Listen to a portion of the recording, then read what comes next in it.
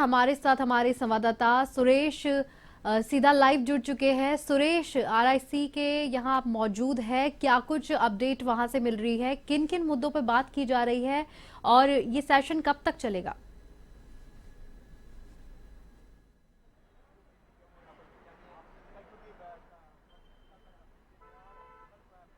जी, स्फूर्ति में आपको बता दूं कि राजस्थान इस बार ये जो 58वीं जो आईजी डीआईजी जो कॉन्फ्रेंस है उसका अब की बार मेज़बानी कर रहा है। और आज सम्मेलन का जो है दूसरा दिन है और प्रधानमंत्री नरेंद्र मोदी सुबह 8:30 बजे आरआईसी पहुंचे हैं और वहां पहुंचकर कानून को लेकर राजस्थान में कानून व्यवस्था और राजस्थान में देश की सुरक्षा किस प्रकार से कायम हो, देश की सुरक्षा को लेकर किस प्रकार से नए और कुछ सुरक्षा में कर सकते हैं, उसको लेकर चर्चाएं कर रहे हैं। गृह मंत्री अमित शाह इस कॉन्फ्रेंस में मौजूद है, प्रधानमंत्री मौजूद है और एनएसए अजीत डोभाल इस कॉन्फ्रेंस में मौजूद है। और देश के तमाम जो एजेंसियां हैं उन एजेंसियों के जो आईजी डीआईजी हैं वो इस कॉन्फ्रेंस में मौजूद है और देश की सुरक्षा को लेकर अहम जो चर्चाएं हैं वो कर रहे हैं। जिस प्रकार से देखा अभी संसद में कुछ दिनों पहले संसद की सुरक्षा में जिस प्रकार से चूक हुई और जिस प्रकार से नक्सलवाद जिस प्रकार से बढ़ रहा है, देश में साइबर क्राइम जो बढ़ रहा है, उसको लेकर जो अहम जो चर्चाएं हैं इसमें होनी है। और आज राजस्थान के और आज जो एसीपी है, एसीपी और जो आईपीएस है उनको भी इस कॉन्फ्रेंस में बुलाया गया है, उनसे भी चर्चाएं की जाएगी। और जो तमाम जो एजेंसियों के जो आईजी डीआईजी है उनसे 1-to-1 अमित शाह यहाँ करेंगे और जो देश की सुरक्षा को लेकर तमाम जो चर्चाएं हैं वो इस कॉन्फ्रेंस में होनी है। जी स्फूर्ति। जी सुरेश, इसके अलावा क्या कुछ जानकारी मिल पा रही है वहां से कि अंदर क्या कुछ चल रहा है? कुछ ऐसी सूचना मिल पाई है, किस मैटर को लेकर बात हो रही है, किस मुद्दे पे बात हो रही है, कोई सूचना मिल पाई है?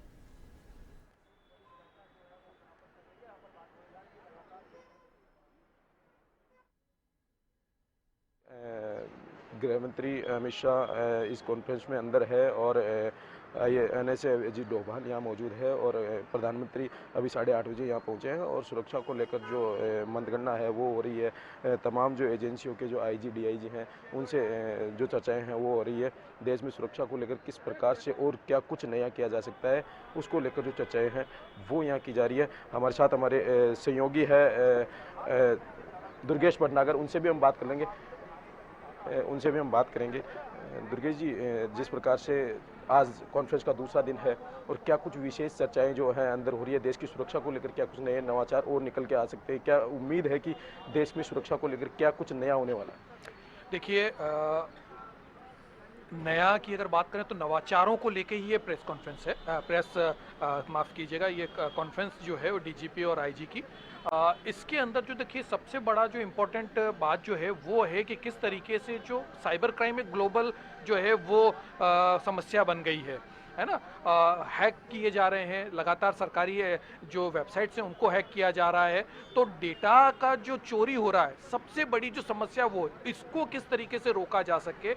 इंटर स्टेट जो कई बार कमियां रहती हैं, अपराधी अपराध करके एक स्टेट से दूसरे स्टेट भाग जाता है, तो उसके बीच में जो ऑफिस जो होता है और जिस तरीके से लेकुनाज रहते हैं जिसका फ़ायदा अपराधियों को मिल जाता है, तो उनको किस तरीके से रोका जाए। और जो एक कम्युनिकेशन सिस्टम जो है वो डेवलप किया जाए कि किस तरीके से एक स्टेट से लेके जो सारे आसपास के जो से जुड़े हुए स्टेट्स हैं उनमें कम्युनिकेशन कैसा लगे, तो अपराध पे किस तरीके से लगाम लगाई जा सके। इन सारी चीज़ों को लेकर चर्चा जो है वो आज इस सेशन में होने वाली है। देखिए, आज का दिन बहुत इंपॉर्टेंट है। सुबह 8:30 बजे प्रधानमंत्री यहाँ पहुँच गए थे। उसके बाद से जो है रात 8 बजे तक जो है उनका कार्यक्रम जो है यहीं का है, यहीं लंच भी होना है और लंच भी इम्पोर्टेंट है। देखिए, कल जो लंच हुआ था उसके अंदर जो है सारे जो विधायक गण हैं उनसे उन्होंने चर्चा करी थी, पदाधिकारियों से उन्होंने चर्चा करी थी डिनर के अंदर। तो आज का जो लंच है, क्योंकि प्रधानमंत्री एक एक सेकंड का जो है उपयोग करते हैं, तो जो लंच होने वाला है उसके अंदर जो जितने भी स्टेट के जो डीजीपीज आए हुए हैं और जो केंद्र शासित प्रदेशों के जो डीजीपीज हैं उनके साथ 1-to-1 जो है वो बातचीत करने वाले हैं। क्या समस्याएं हैं, क्या नवाचार किए जा सकते हैं, प्रौद्योगिकी जो है, हमारी जो तकनीक है उनको हम किस तरीके से स्ट्रेंथन करते हुए जो है उसका फ़ायदा जो है अपराध रोकने में किस तरीके से किया जा सके।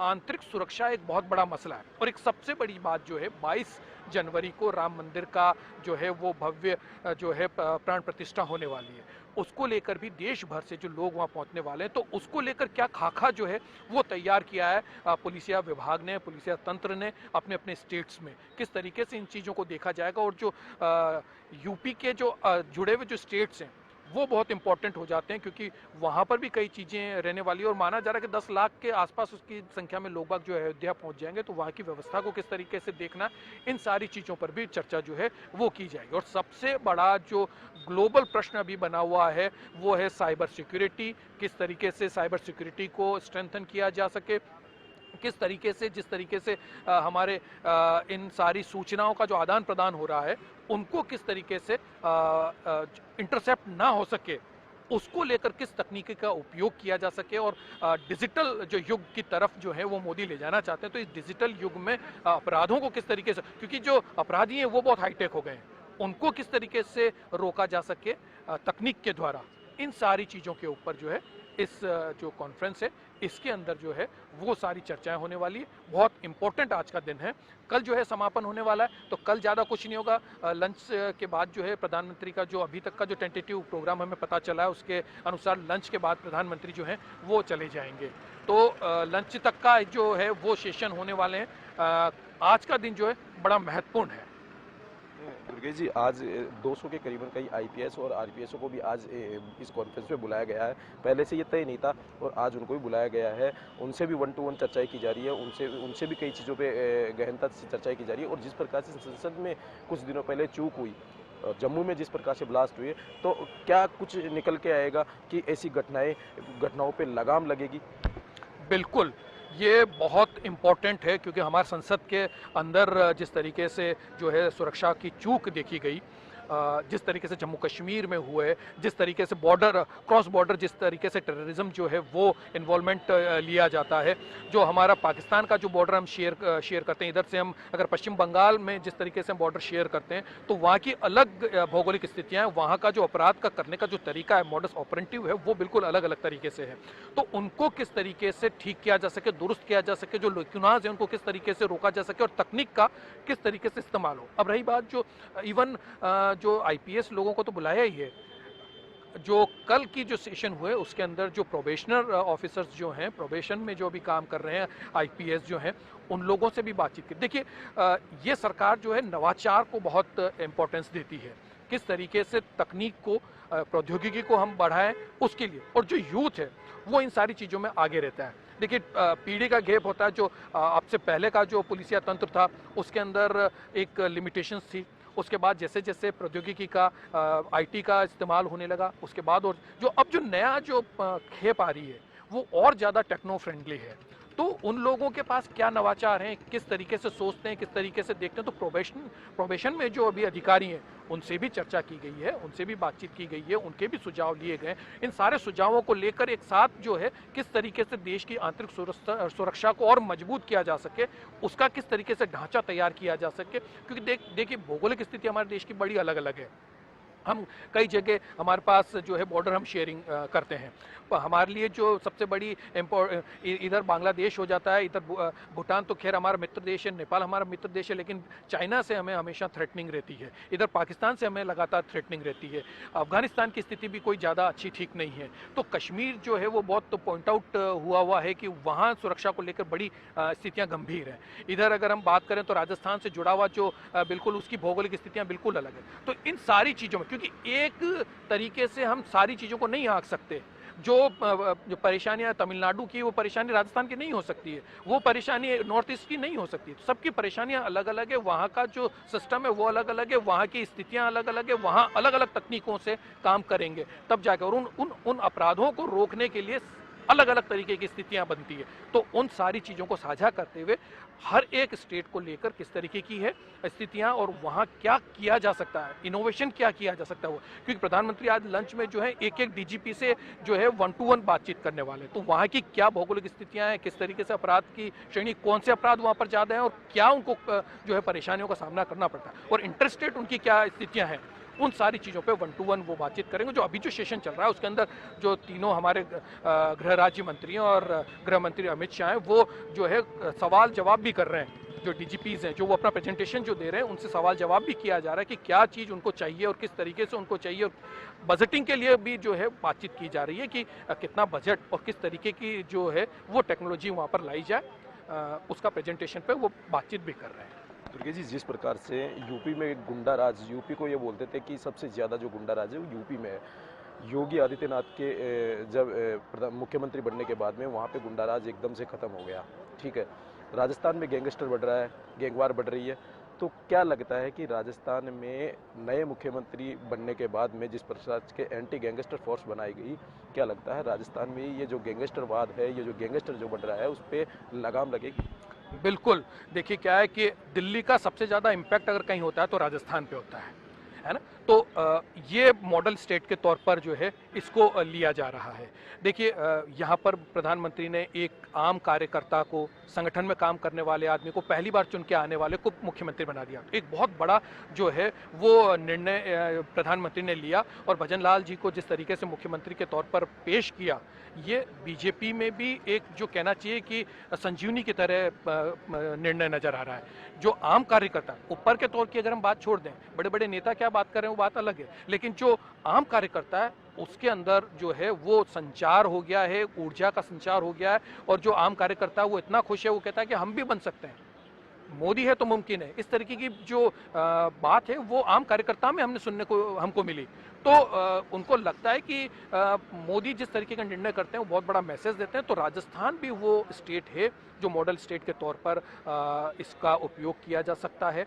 जो मैसेज प्रधानमंत्री ने भजन लाल जी को जो है मुख्यमंत्री बनाने के लिए, अब भजन लाल जी के साथ एक सबसे बड़ी जो बात है, सब लोगों का जो है फोकस भजन लाल जी के ऊपर है, क्योंकि पहली बार कभी किसी संवैधानिक पद पे नहीं रहे, पहली बार वो जो है वो चुन के और वो उनको मुख्यमंत्री बना दिया गया। तो हर आदमी ये देख रहा है कि क्या ये कर पाएंगे, क्या ये कर पाएंगे। तो ये जो है ये सारा सब कुछ, ऊपर से प्रधानमंत्री ने सीधे तौर पर उनको पूरी तरीके से छूट दे दी, काम करने के लिए पूरा छूट दे दिया है। उनके पास अपना गृह विभाग है, तो ऐसे में बहुत इंपॉर्टेंट जो विभाग है वो उनको दिया गया है। तो उन्होंने अपने पास रखा है भजन लाल जी ने गृह विभाग। तो गृह विभाग, क्योंकि देखिए जिस तरीके से अपराध की स्थिति राजस्थान में थी, उसी को मुद्दा बना के बीजेपी सत्ता में काबिज हुई। अब डबल इंजन की सरकार है, तो यहाँ पर जिस तरीके का जो टेररिस्ट वाली जो बातें बढ़ने लगी है और जिस तरीके से गैंग्स जो हैं, संगठित अपराध जो हैं वो बढ़े हैं, तो उसको लेकर बिल्कुल, क्योंकि उन्होंने जो पहली प्रेस कॉन्फ्रेंस करी, पहली जो बैठक करी उन्होंने कैबिनेट की दोनों उप मुख्यमंत्रियों के साथ, तो सबसे पहला ही लिया एंटी गैंगस्टर स्क्वाड बनाने की बात करी उन्होंने। जो संगठित अपराध होता है उसको किस तरीके से रोका जाए उसके ऊपर उन्होंने बात करी। और सबसे बड़ी बात यह कि एंटी रोमियो स्क्वाड भी उन्होंने बनाया कि महिला सुरक्षा सबसे पहली और महती जिम्मेदारी है सरकार की, तो वो कैसे उसको चुस्त दुरुस्त किया जा सके, अपराध कम किए जा सके। तो उन सारी चीज़ों के लिए तो और मॉडल स्टेट के तौर पर जो है वो बनाने की कोशिश जो है वो रहने वाली है, क्योंकि देखिए इसका इम्पैक्ट जो है आने वाले चुनावों पे बिल्कुल पड़ने वाला है। तो बिल्कुल क्योंकि यहाँ पर बहुत ज़्यादा जो है संगठित अपराध बढ़ गए थे, गैंग्स का जो है इन्वॉल्वमेंट बहुत ज़्यादा और एक्टिव हो गई थी, तो उन सबको रोकने के लिए जो है वो बिल्कुल जो है किसी बात की कोताही नहीं रखी जाएगी। ये जो है वो इस सरकार में होना निश्चित है। दुर्गे जी, जिस प्रकार से प्रधानमंत्री ने कल ये बात कही कि मैंने आज तक कभी किसी अधिकारी का ट्रांसफ़र नहीं किया, और अधिकारी खुद यदि मंत्री खुद टाइम पे यदि कोई काम करेंगे तो अधिकारी स्वाभाविक है वो अपने आप से टाइम पे आएंगे। तो क्या कुछ निकल के आएगा कि प्रधानमंत्री जिस प्रकार से एक्टिव है उस प्रकार से अधिकारी एक्टिव हो, मंत्री एक्टिव हो, तो क्या वाकई में जो सूरतें हैं वो बदलेगी भारत देश की? बिल्कुल, देखिए उन्होंने बहुत बड़ा मैसेज दिया है कल, जो बात किया कि ट्रांसफ़र और पोस्टिंग से आप दूर रहें। सारे जितने भी मंत्री बने हैं उनको अपना अपना विभाग मिल गए हैं, कल ही उनको विभाग मिले। तो जो मंत्री हैं उनको साफ तौर पे क्या पोस्टिंग और ये जो ट्रांसफ़र की है ना, इससे आप दूर रहें। अपना अधिकारी जो है वो सब काम करते हैं, प्रधानमंत्री ने साफ कहा काम सब करते हैं, सारे अधिकारी काम करते हैं, काम करवाने वाला चाहिए। नेतृत्व क्षमता को किस तरीके से आपको बिल्टअप करना है वो एक सबसे बड़ी बात है। हम कास्टिज्म में नहीं जाएं कि अगर कोई अगर नेता अगर मंत्री अगर ब्राह्मण है तो वो ब्राह्मण जो अधिकारियों को अपने पास रख ले, कोई अगर दलित वर्ग से आता है कोई मंत्री तो वो अपने दलित जो अधिकारी हैं उनको सामने ऐसा नहीं है। प्रधानमंत्री ने साफ कहा है कि सारे अधिकारी जो हैं वो काम करते हैं, लेकिन उनको काम कराने वाला नहीं चाहिए। तो उन्हें सीधे तौर पर नेतृत्व के ऊपर का, तो अपने जो नेतृत्व क्षमता है वो कैसे बढ़ाए, ये एक जो है वो उन्होंने एक मूल मंत्र जो है वो प्रधानमंत्री ने दिया है। और उन्होंने साफ तौर पर कहा है कि अधिकारियों से काम करवाना आना चाहिए, वो एक सबसे बड़ी बात है। तो ये एक मैसेज जो है वो यहाँ के जो है ब्यूरोक्रेट्स को भी गया है। और एक सबसे बड़ी बात है, देखिए अगर हम आज हमारे जो चीफ सेक्रेटरी हैं सुधांश पंत, वो प्रतिनियुक्ति पे चले गए थे। क्यों चले गए थे?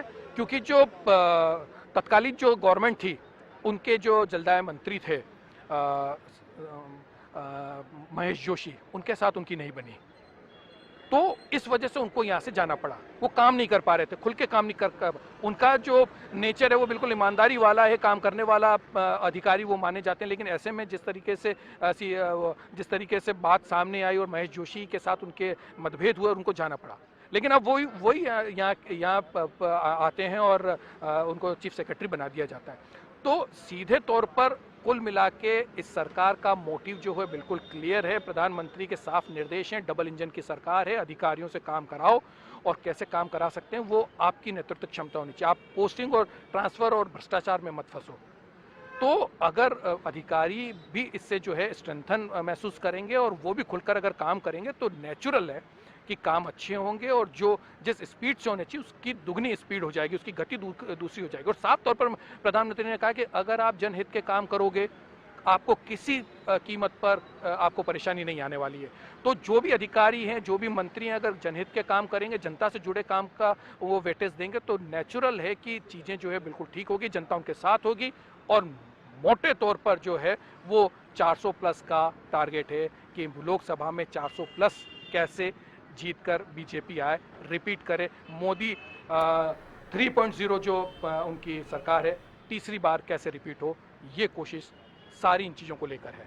एक चीज़ और, क्या आज ये जो 3 दिन की जो कॉन्फ्रेंस है, पूरे देश में जितने भी आईजी डीआईजी एजेंसियां हैं, उनके तमाम जो अधिकारी हैं वो यहाँ मौजूद है। क्या लगता है राजस्थान में आतंकवाद, गैंगस्टरवाद, ये जो गैंगवार जो राजस्थान में जो बढ़ा पिछले 5 साल में, जिस प्रकार से जो बढ़ा, उस पर पूर्ण तरीके से लगाम लगेगी। जिस प्रकार से नया मुख्यमंत्री बना, यूपी की तर्ज पर क्या राजस्थान को देखा जा सकता है?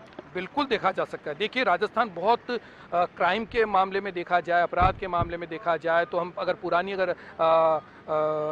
अगर हम लिस्टें उठा लें तो साफ तौर पर है कि एकदम शांत प्रदेश के तौर पर देखा जाता था। लेकिन पिछले कुछ समय से, क्योंकि यूपी में जब बहुत ज़्यादा सख्ती होने लगी, तो वहाँ से माइग्रेट करके जो ये जितने भी गैंगस्टर थे, जो भी अपराधी थे, बड़े जो अपराध में लिप्त लोग थे, वो सारे जो लोग हैं वो राजस्थान, क्योंकि बॉर्डर हम उनका शेयर करते हैं, तो वो लोग वहाँ पर जो है यहाँ पर माइग्रेट कर गए। तो ऐसे में अगर पुलिसिया तंत्र यहाँ का वापस जो है सशक्त हो जाएगा तो इनके ऊपर भी लगाम लगेगी। और इनको अगर आप डिस्ट्रॉय करेंगे, देखिए यूपी में हुआ क्या, यूपी में उनकी कमर तोड़ी गई, उनके जो सोर्स ऑफ इनकम्स थे उनको जो है तोड़ा गया, उनके जो जिस तरीके से होता ये था कि एक माइंडसेट हो गया था इन अपराधियों का कि हम अपराध कर लें, 4 दिन जेल में चलाएंगे, लेकिन हम जितना पैसा हमने कमाया वो हमारा है, जेल से निकलेंगे और फिर हम उस पैसे का लुत्फ उठाएंगे। लेकिन वहाँ पर उनकी इकोनॉमिकली जो उनकी जो स्ट्रेंथन हो रही थी उसको तोड़ा, उनके जो सोर्स ऑफ इनकम हैं, जो गलत तरीके से जो सोर्स ऑफ इनकम्स थे उनको तोड़ा। तो इन सारी चीज, और पूरे ग्लोबलाइज तरीके से हर स्टेट में जाते हुए देखते हुए क्या कहाँ इनकी वो है, उन सब के ऊपर कार्रवाई की गई। तो जो पुख्ता जब कार्रवाई होने लगी तो वहाँ से जिस तरीके से ये गैंग्स डेवलप हुई थी वो धीरे धीरे सब साफ हो गई।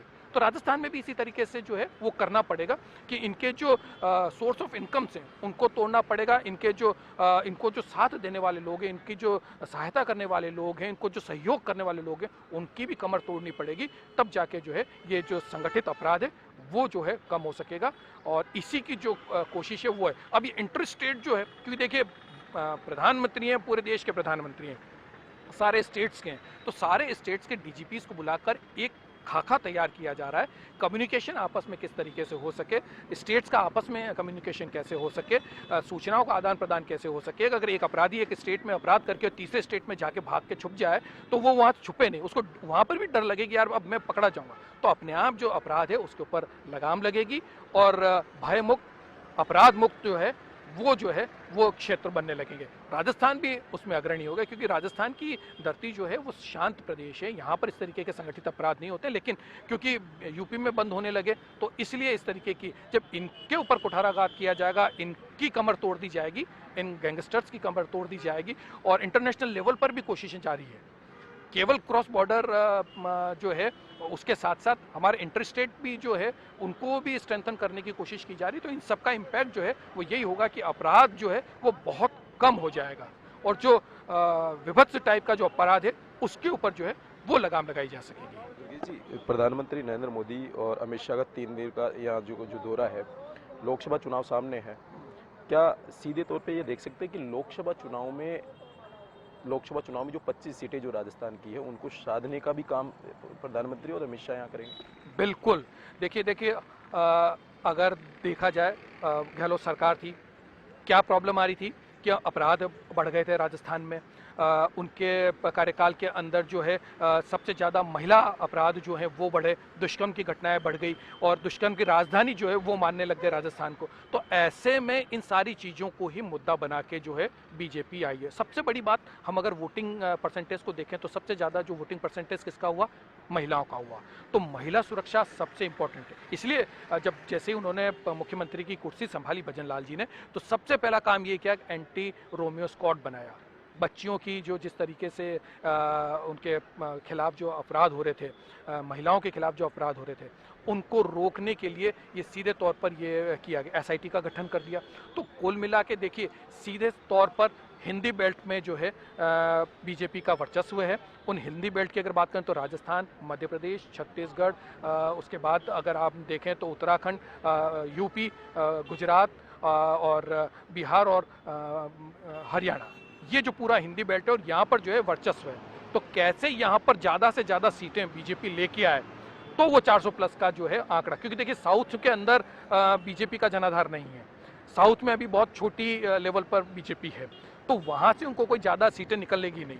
नॉर्थ ईस्ट इन्होंने साध लिया है, उसके बाद इन्होंने जम्मू कश्मीर जो है वो साध लिया है, पंजाब के साथ साथ इधर का जो पूरा एरिया है और गुजरात और महाराष्ट्र तक की जो एरियाज़ हैं वहाँ पर बीजेपी का अच्छा वर्चस्व है। तो ऐसे में क्योंकि मोदी जिस तरीके से समयबद्ध तरीके से काम कर रहे हैं, जो योजनाएं उठाते हैं समय पर पूरी कर रहे हैं, और उनका इम्प्लीमेंट जो है होता हुआ इंसान देख रहा है, तो एक उनके साथ जुड़ाव है वो है। तो हिंदी बेल्ट में तो बीजेपी का अच्छा जो है वो वर्चस्व है। यूपी में देखें तो बहुत अच्छा वर्चस्व, लेकिन अगर हम यूपी से नीचे चले जाएं, तेलंगाना हम चले जाएं, हम तमिलनाडु चले जाएं, केरल चले जाएं, तो वहाँ पर उड़ीसा में चले जाएं, उड़ीसा में फिर भी बीजेपी कुछ कर रही है, लेकिन नीचे का जो है साउथ का जो पार्ट है वहाँ पर जो है वो इतना ज़्यादा बीजेपी का जनाधार नहीं है। तो वहाँ की जो कमी है वो ऊपर कैसे नॉर्थ में, ईस्ट में कैसे पूरी की जा सके, ये एक सबसे बड़ा जो है 2024 का जो ये लोकसभा का चुनाव है, ये बहुत इम्पोर्टेंट चुनाव है। इस चुनाव से पहले जो जम्मू कश्मीर का होने वाला है वो बहुत इम्पोर्टेंट चुनाव है। तो उनको साधने की कोशिश जो है वो प्रधानमंत्री नरेंद्र मोदी की है, बीजेपी की है। 400 प्लस का वो टारगेट लेके चल रहे हैं, तो वो कैसे अचीव करें, वो तभी अचीव हो सकेगा जो हिंदी बेल्ट है, जहाँ पर उनकी सरकार है, डबल इंजन की सरकार है, वहाँ पर वो परफॉर्म करके दिखाएं, ताकि उसका जो इम्पैक्ट है वो उन जगहों पे जाए जहां बीजेपी का जनाधार नहीं है, वहां पर उसका इम्पैक्ट होगा। तो वहां से अगर सीटें निकलती है तो 400 प्लस का जो टारगेट बीजेपी लेके चल रही है इस लोकसभा चुनाव में, वो पूरा कर सकती है। धन्यवाद दुर्गेश जी। तो स्फूर्ति, आपने सुना जिस प्रकार से दुर्गेश जी ने बताया कि राजस्थान में जिस प्रकार से गैंगस्टरवाद बढ़ा 5 साल, पिछले 5 सालों में जिस प्रकार से राजस्थान में आतंकवाद बना, गैंगस्टरवाद, गैंगवार बढ़ी, तो उन पे भी लगाम लगेगी। और जो ये 3 दिन की जो कॉन्फ्रेंस हो रही है, उस कॉन्फ्रेंस में ये तय है कि पूरे भारत में जिस प्रकार से आतंकवाद और नक्सलवाद जो बढ़ रहा है उस पर पूर्ण तरह से लगाम लगेगी। और ये जो जितने भी जो लोग हैं जो आतंकवाद को बढ़ावा दे रहे हैं या गैंगस्टरवाद को बढ़ावा दे रहे हैं, उन पे पूर्ण तरीके से कार्रवाई होगी। जी स्फूर्ति।